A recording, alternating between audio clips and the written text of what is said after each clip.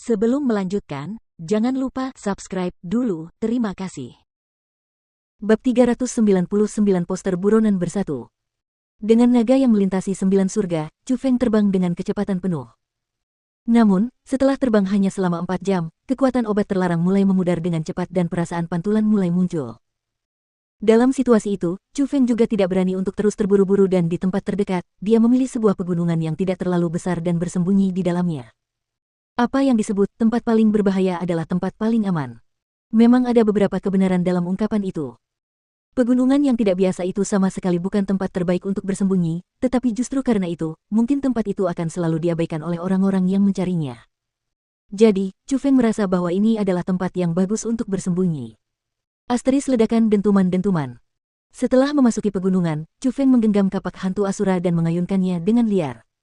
Dengan kuat, di atas gunung batu, ia menggali sebuah gua gunung. Setelah menggali gua gunung, ia pertama-tama meletakkan banyak formasi roh deteksi di luar gua, kemudian setelah itu, meletakkan formasi roh penyembunyian di pintu masuk gua, sehingga orang lain tidak dapat menemukan tempat itu. Setelah melakukan semua itu, ia dengan lega bersembunyi di dalam. Gelombang.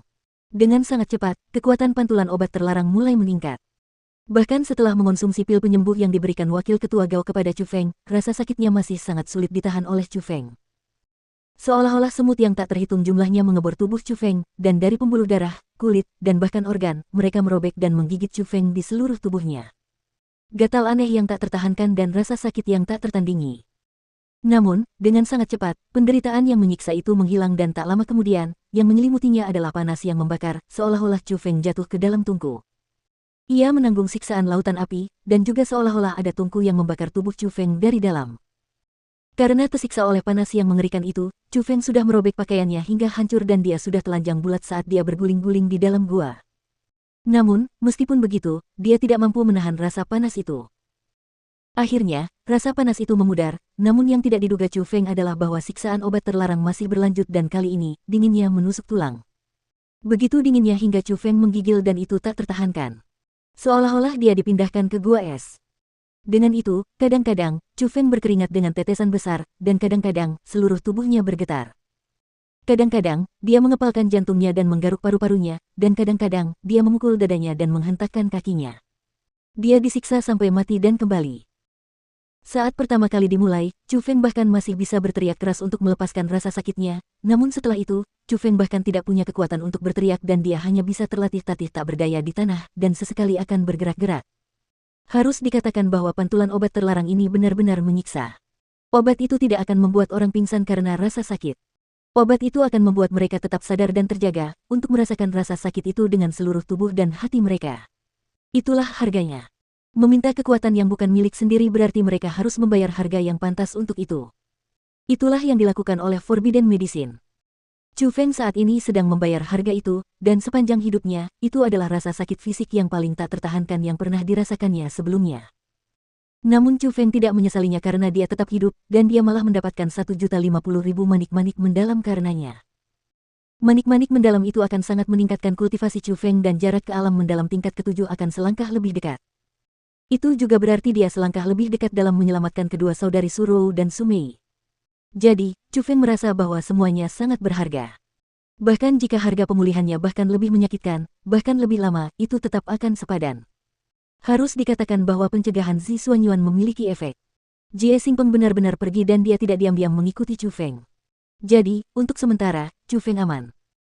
Akan tetapi, saat Chu Feng dipenuhi dengan rasa sakit akibat pantulan obat terlarang di dalam gua gunung dan menerima gelombang demi gelombang siksaan, kekuatan yang telah kehilangan 150.000 manik mendalam tidak rela menerima keluhan yang tak terucapkan itu dan mereka melancarkan gerakan.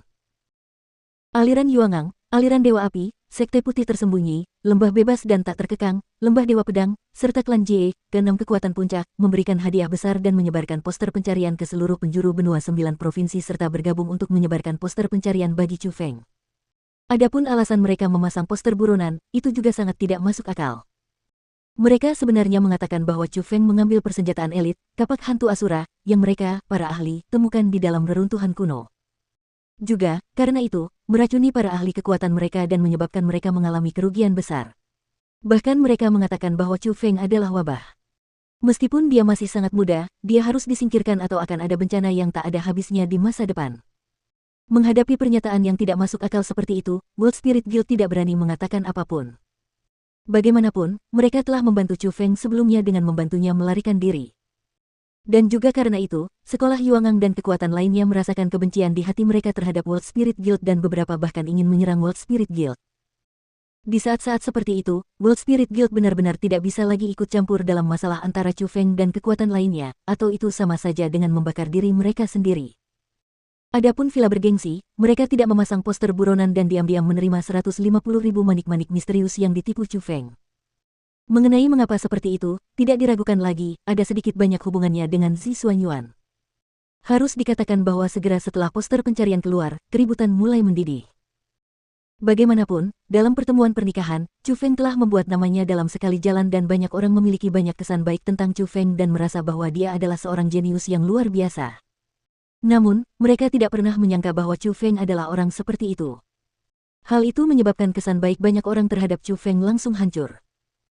Terutama dengan berlebihannya 6 kekuatan besar, gelar tercela, tak tahu malu, jahat, menyeramkan, semua melekat pada Chu Feng dan banyak orang merasa jijik terhadapnya. Pada hari itu, 10 hari telah berlalu sejak Chu Feng melarikan diri dari villa bergengsi.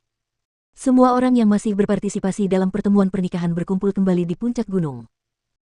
Tidak ada alasan lain, melainkan karena Ziling yang telah mengisolasi dirinya dalam waktu yang lama, keluar hari ini, dan hari ini juga dia akan mengumumkan siapa orang yang dia cintai. Aku benar-benar penasaran siapa yang disukai Lady Ziling. Seharusnya Jie Qingming, kan? Kalau bukan Jie Qingming, pasti Su Zhongyu. Lagi pula, mereka berdua adalah yang terbaik di antara mereka yang ada di pesta pernikahan ini, dan hanya mereka yang layak untuk Nona Ziling. Bagaimana mungkin? Bukankah Jie Qingming dan Su Zhongyu sudah menikah dengan murid-murid villa bergengsi? Mereka sudah merencanakan pernikahan dengan senior Ziling dari villa yang sama, jadi bagaimana mungkin wanita yang cerdas dan pandai seperti Ziling memilih mereka berdua?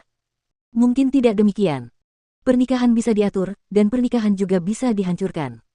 Lagi pula, Nona Ziling telah mengasingkan diri sebelum pernikahan diatur, dan orang yang dicintainya sudah tinggal di dalam hatinya. Saya percaya bahwa dia adalah wanita yang sangat mencintai. Jika dia benar-benar mencintai seseorang, bahkan jika orang itu telah menikah, dia akan tetap mengumumkan siapa orang yang dicintainya dan dia tidak akan beralih karena hal itu. Pada saat itu, di puncak gunung, orang-orang membentuk gunung dan lautan.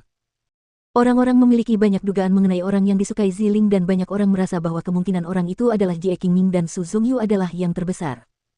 Namun beberapa orang juga merasa bahwa itu tidak mungkin, dan pada topik itu, orang-orang bahkan mulai berdebat. Jie Qingming. Selain Jie Qingming, ini Su Zhongyu. Selain mereka berdua, apakah tidak ada orang lain di generasi muda 9 provinsi? Di tengah kerumunan orang, Tang Yixiu meludah dengan marah dan wajah Bai Yunfei, Liu Xiaoyao, dan Song Qingfeng, yang berada di sampingnya, juga tampak tidak senang. Bagi mereka yang juga mendapat surat undangan, mereka sungguh merasa kesal karena semua orang hanya memusatkan perhatian mereka pada tubuh Jie Qingming dan Su Zhongyu.